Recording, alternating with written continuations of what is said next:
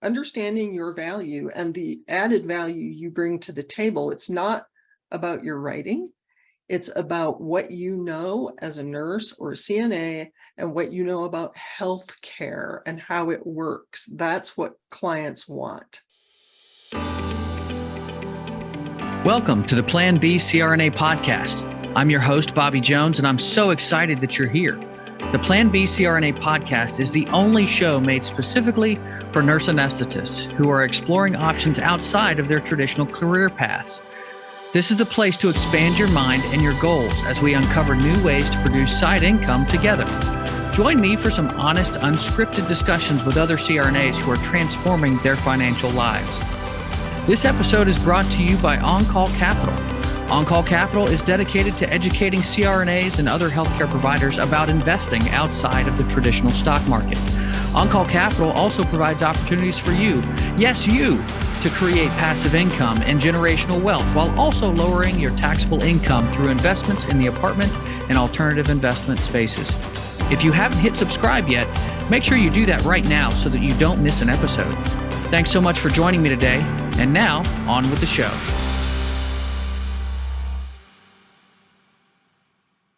Welcome to another Provider Spotlight episode of the Plan B CRNA podcast. My guest today is not only a nurse, but she's actually played one on TV.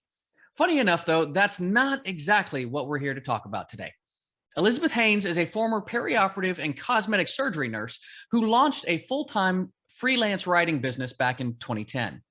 She's worked with dozens of major brands and organizations to bring her wealth of nursing knowledge to consumer and corporate health materials in the form of articles, blog posts, white papers, case studies, video scripts, web pages, and more.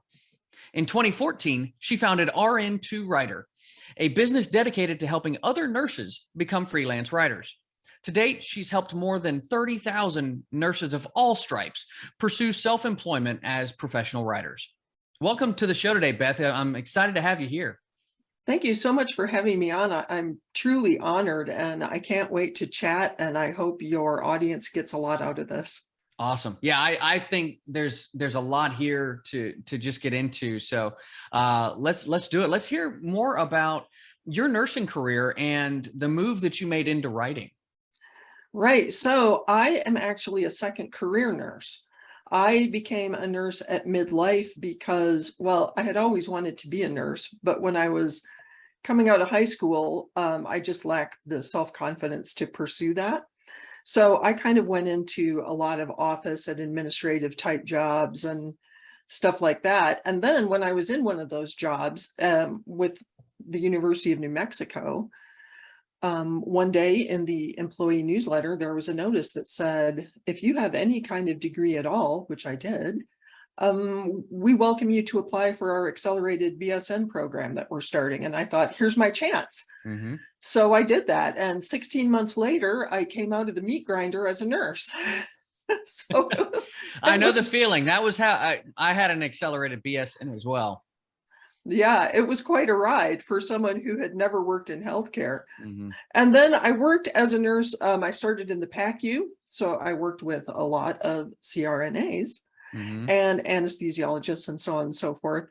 And I didn't find that environment to my liking in terms of the physical environment, super noisy and it was not my personality. So then I moved into working with a small plastic surgery practice where we had our own ORs. So I was the do everything nurse there.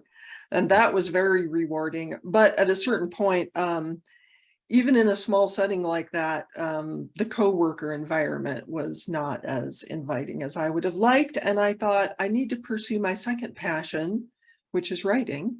Mm-hmm. So I said, heck with it. I'm going to now transition into writing because I think with my nursing degree, it's going to open a lot of doors. And sure enough, that was absolutely correct. It didn't take me long at all to go full-time as a freelancer. So, and that's not something that people think a lot about. I mean, so the fact that you had the wherewithal then to think, okay, well, this is something I can do and I can make a career out of this. I mean, it takes guts to make that move. Well, it does. Now, I will say this. way back when I was starting out in these office jobs I was talking about, I took a position for 5 years as a public relations coordinator for a nonprofit. That was in the mid 80s.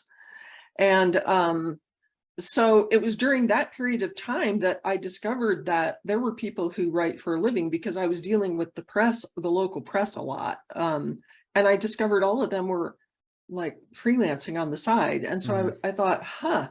And so I started pursuing it part-time clear back in 94.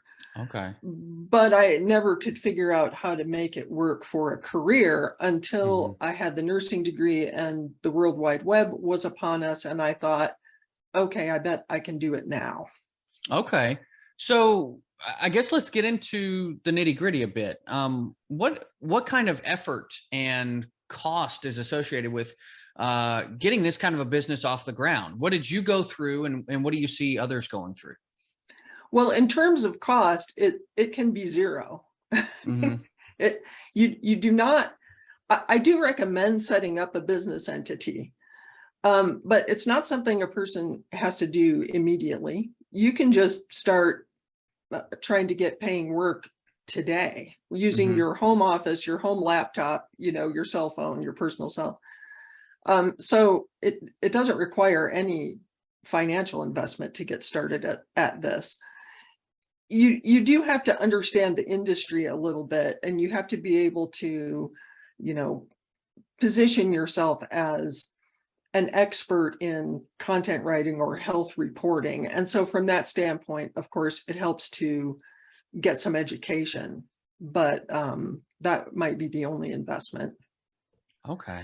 And then you said effort too, right? Yeah. How much effort do you put into producing this content? Because writing is a passion for you that maybe comes a little more naturally than it would to some other folks who might be interested. So when I decided to go full time, I was working a full-time nursing job, 8 to 5-ish. Like there's no set hours, right? As a nurse, 5-ish. And I spent every Saturday from 8 to 12. So I was putting in 4 hours a week, and that was all marketing, setting up my business and starting to market my services. And I transitioned over into full-time in about, I'm going to say 6 to 9 months, but I did have an advantage because I had been freelancing part-time.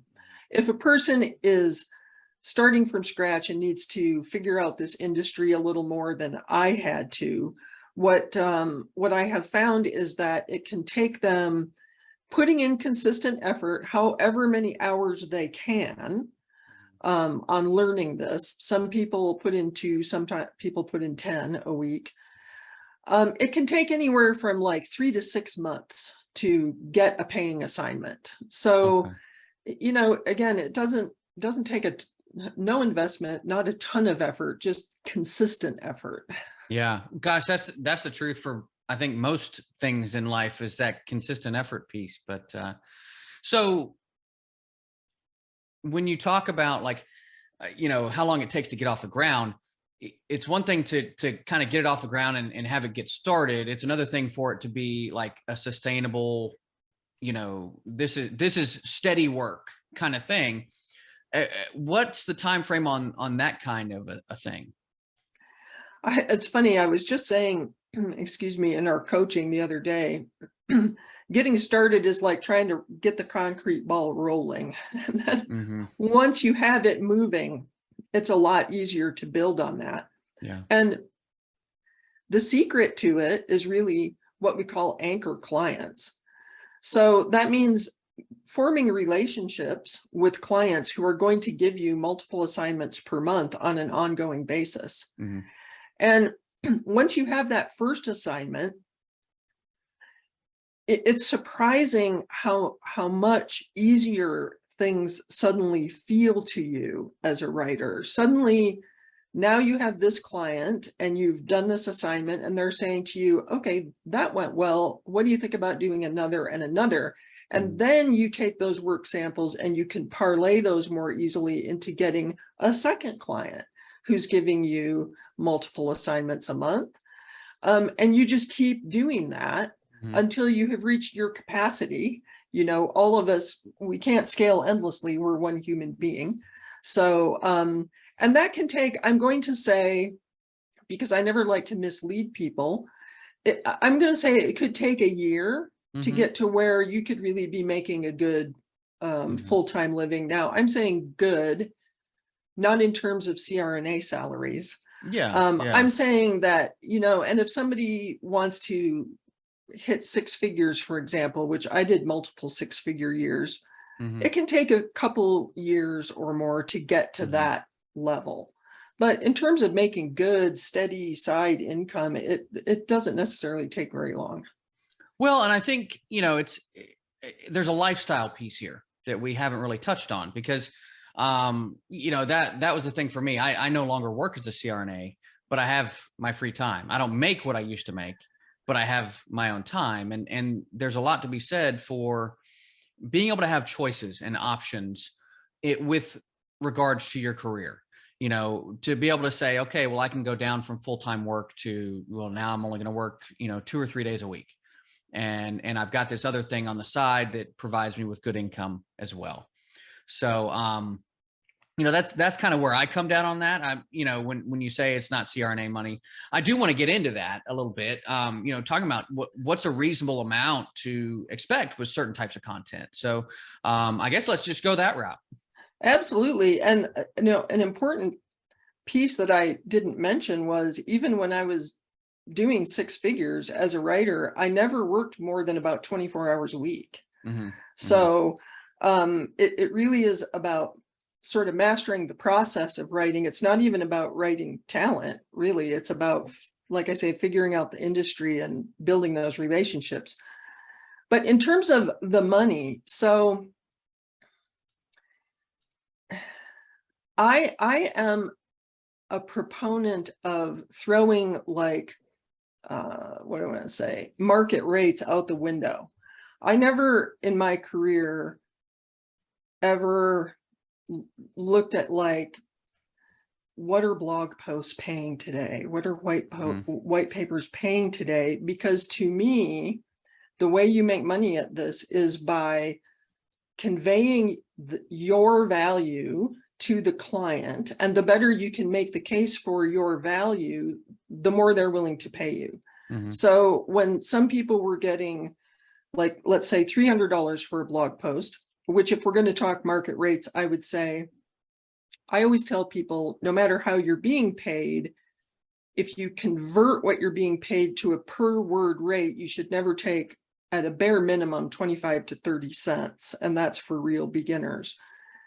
But so let's say blog posts are paying $300 to $500, which is, I'd say, reasonable today. There were times when I was charging $1,000 for the same blog post, because I had been able to make my value case to the client why having a nurse write this was going to be so much better for them, to help them meet their goals. Some of the more common content today, well, blog posts is right up there. Web pages are very common today, and I'm going to say those rates are running like $500 to $1,000 for a blog, for a web page. White papers used to be the thing that everyone wanted to write, because you could make, they were 30 pages long and they would pay $10,000 to $20,000 a piece. And yeah, that has changed entirely. I just a couple of years ago was writing what were called white papers that were only 1,500 words long, and they were paying like $2,000. So, I mean, it's still a good place to go, but mainly though, it's really about finding a mix of work that you like doing, a mix of work that you can learn to do efficiently. I did a lot of blog post work because I could write blog posts in an hour, because I had done it so many times. And so if somebody's paying you $500 for a blog post and you can do it in an hour, we can all calculate that hourly rate. Yeah, for sure. Wow, and so I do want to get into a little bit, about some of the pitfalls and some of the mistakes that maybe you've made along the way, or you see other people making out there. So what are some things that people need to watch out for? Yeah, well, boy, did I make mistakes. It doesn't sound like it so far. It sounds like you just nailed this thing. Oh, no. Like I say, it took me almost it took me more than 15 years to figure this industry out so that I could really make a living at it. That's what I help nurses do now, is not have to spend 15 years to make a living at this. I think some of the mistakes that writers make, that novices make, or aspiring writers trying to come into this career, are the mistakes that they make are not their fault. There are a lot of become a writer programs out there that to me are total or very nearly scams. All they do is sell you stuff for different types of writing that are very hard to break into, or that there's not much opportunity in them. And so that's one pitfall that people should look out for. Another thing is there are lots of, how do I want to characterize this? There are lots of sites that say, sign up as a writer and you can bid on projects or get matched to projects. Don't ever do that. Those type of websites, they force everyone to compete on price. And I'm always telling nurses, we're not Walmart. We bring very specialized knowledge to the table to benefit clients. So we should never compete on price, but it's easy to get sucked into that because it seems like it's a logical way to get work when you're starting out. And what happens is you end up getting mired in this low pay quicksand, I call it, that is very hard to get out of once you're in it. So that's another mistake people make. And then there's also like lists you can pay and subscribe to that have job leads for writers in them, gig leads. And I know maybe a couple of those are worthwhile. The vast majority are not, because thousands or even millions of people subscribe to them. Not all of them in the US or Canada, there are other countries in the world where a US dollar goes a lot farther than it does here. So those writers can afford to charge pennies per word. And again, we don't want to compete on that basis, because then we can never make a living at that. So that's some of the pitfalls to watch out for. And then also just understanding your value and the added value you bring to the table. It's not about your writing. It's about what you know as a nurse or a CNA and what you know about healthcare and how it works. That's what clients want. Yeah, that's really cool. I've never really thought about being one of these kind of freelance writers that writes for publications. And so for anybody out there that's like, the light bulb's going off right now, what's the easiest way to just get started with making even a small amount of money on some content? Because I like, for instance, I have a lot of content that I've produced. It's not necessarily healthcare related, but I have a lot of content I've produced. I don't monetize it. But say somebody's in my situation, how would they go about monetizing their current content? Or is that something that you even suggest?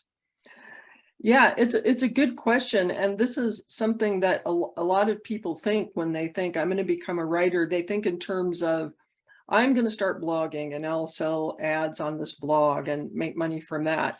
Affiliate marketing. Exactly, affiliate blogs. And as a long-term strategy or an adjunct strategy part of your writing career, that's not a bad idea, but it can take a long time for that to ever make any money. So I think, to me, the best path for nurses to get started to making money immediately, like cash in hand, instead of waiting for ad revenue, is through health reporting, which is writing articles for magazines and websites of the kind that you may read yourself or pick up at the newsstand, Men's Health or Cosmopolitan or Good Housekeeping, AARP, the magazine. They all run health features. And the reason I think this is such a great path for nurses is because it's an extension of the patient education we all do.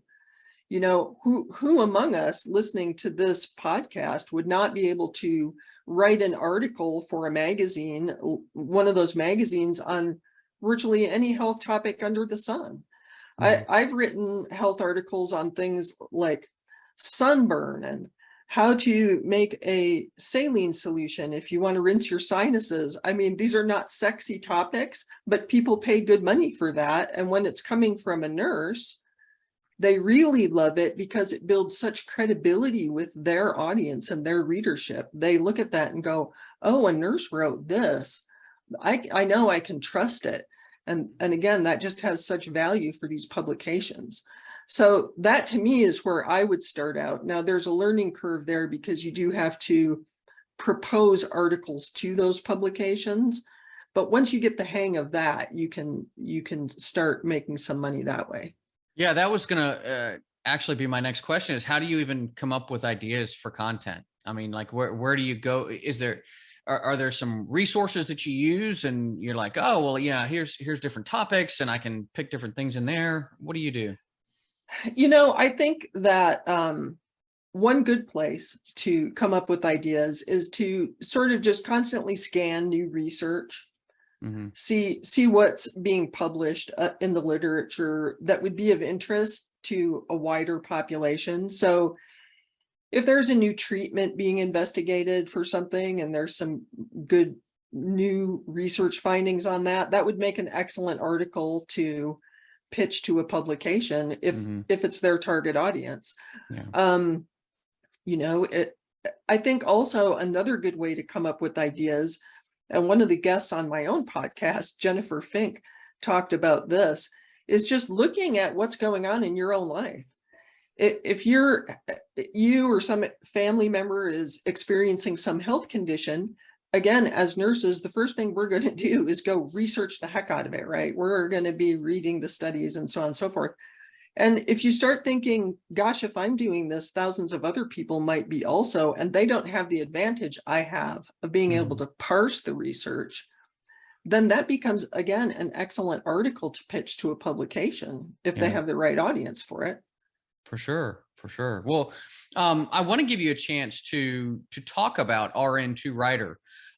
What does your program offer, to potential nurses or nurse writers, and how does that differ from some other programs that you've seen out there? Well, thank you very much. I appreciate that. I started RN2Writer because I was getting up to 15 emails a month from nurses who would see my byline on the web and track me down and say, hey, how did you get into this? And can I get into it too? And I created a boilerplate email response that I would send back to them and say, happy to help. Here's what you need to do. And then it became so much that I thought, really, I should make a business out of this. So at RN2Writer, we literally teach nurses how to become health reporters and content writers.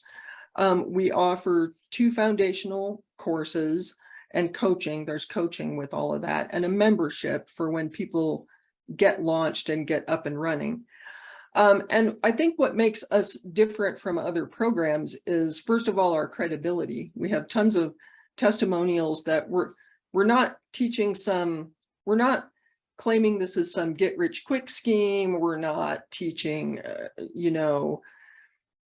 a type of writing where there's limited opportunity. The opportunity in content writing is truly, honestly limitless, and there will never be a glut of nurse writers in my lifetime because all clients want them today. And so that's what we do at RN2Writer. We have a really fabulous community over there in our membership. We have guests come in and speak just to our members. And I would like to, by the way, offer your audience, if it's all right, a free copy of our ebook, Design Your Dream Career as a Nurse Writer. It's not a fluff ebook. It explains exactly what this industry is about and then maps out the steps to take in order to get started. And we have had nurses get started, launch their careers with nothing but the ebook. So I know you'll have it in your show notes, the web address where they can go and pick up a free copy of that. And there's some other offers over there for them too. Absolutely. Yeah. We'll have that link in the show notes for anybody that's interested. Certainly, click on that, get your free ebook, and start learning about this opportunity, because I think it's a really, the space is wide open for healthcare professionals. And, in my mind, I'm thinking, pharmacists and, obviously physicians of all stripes. And, there's a lot of room for other healthcare professionals as well. Do you work with any of those folks as well? We absolutely welcome any clinicians and actually anyone with a healthcare background at all.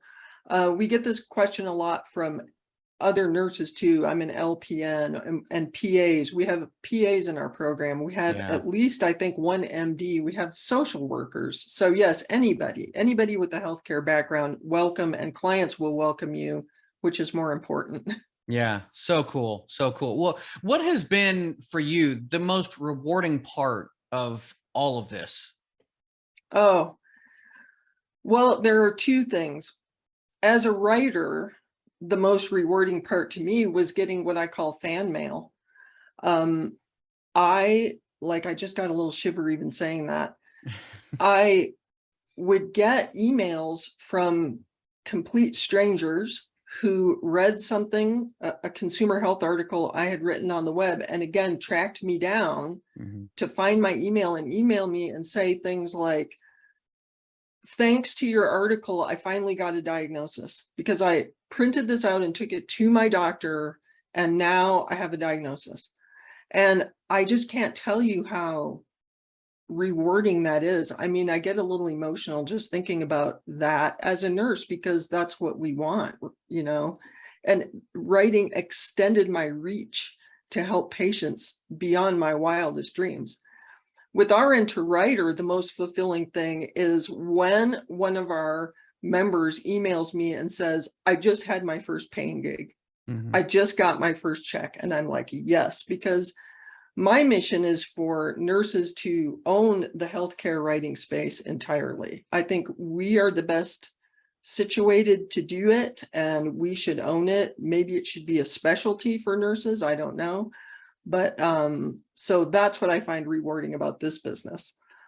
Man, that's just, it's so neat. And you're exactly right. Like we get into this profession to help people and to touch people's lives, and as many of them as possible. And we all find our own ways to try and fulfill that mission. But this is certainly a fantastic way to do it. So Beth, this has been a wonderful, wonderful conversation. And I want to give people a chance to get a hold of you. How are the different ways that they can do that? You can always email us at hello@rn2writer, the numeral 2.com. Pop over to our website, which is getting redesigned as we're doing this taping. So it may have a placeholder site, but come back anytime. And you can also find us, we're all over social, Facebook, Instagram. RN2daily.com is our digital publication. So just Google us, you'll find us. All right. Well, thank you so much for being here today. This has been a real treat on my end, and I hope everybody out there learned something that they can take away too. Thank you so much for having me. I've really enjoyed it. I hope to hear from anybody with questions. I'm always happy to answer.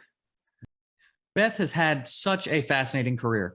I always knew that there was flexibility within the nursing field. That's why I got into it initially, but I never would have guessed that something like this was a real possibility. Luckily, folks like Beth are blazing that path for other nurses and healthcare providers to find new ways to capitalize on their expertise. Do you have something that you're passionate about within healthcare? I mean, from nutrition to supplements, specific medical conditions to exercising, or mental health to politics. The options for you to produce content that's meaningful to people, they're literally boundless. We are experts in our given fields, and producing articles is a great way to ensure that our voices are being heard. That's going to do it for the show today. Make sure you check out the RN2Writer website and the special discount page for Plan B listeners by using the links provided in the show notes. Until next time, be safe and take care of each other out there.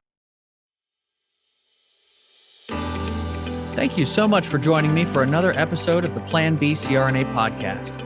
If you haven't already subscribed and reviewed the show, I'd be honored if you took the extra time.